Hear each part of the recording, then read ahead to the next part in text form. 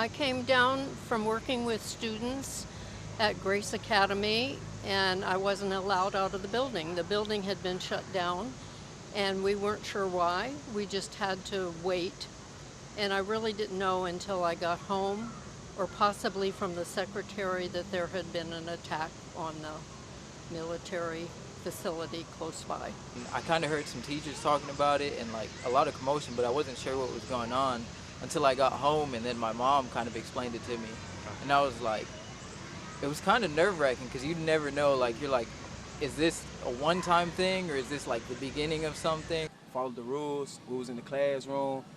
They had us on lockdown for a couple of hours. You know, there was a lot of people crying around me because I'm pretty sure like their family was involved.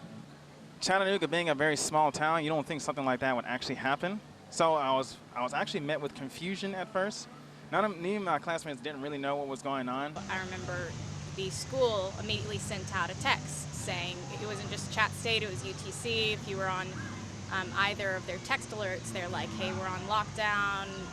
You know, they gave you the spiel of safety protocol for active shooter. I was driving our company car around, and my partner in the passenger seat with me advised that she'd seen some stuff on social media go out.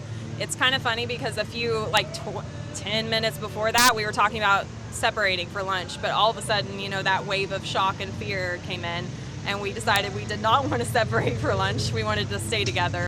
The event was so strong, no one could stand it. You couldn't hardly, no one knows who went through what. The wives and children, all of them, was hurt so bad. I remember living overseas in Bermuda at the time and hearing and seeing about it on the news, and thinking of my sister who was living here without family at the time and being very worried and concerned about what was going on, what was happening, and if she was okay. And I have a cousin who lives in Ottawa who's a 40-year Navy veteran in the reserves and active. And I just was immediately thinking about him and Chattanooga because I have always liked the city when I visited. And I just called to make sure they were safe.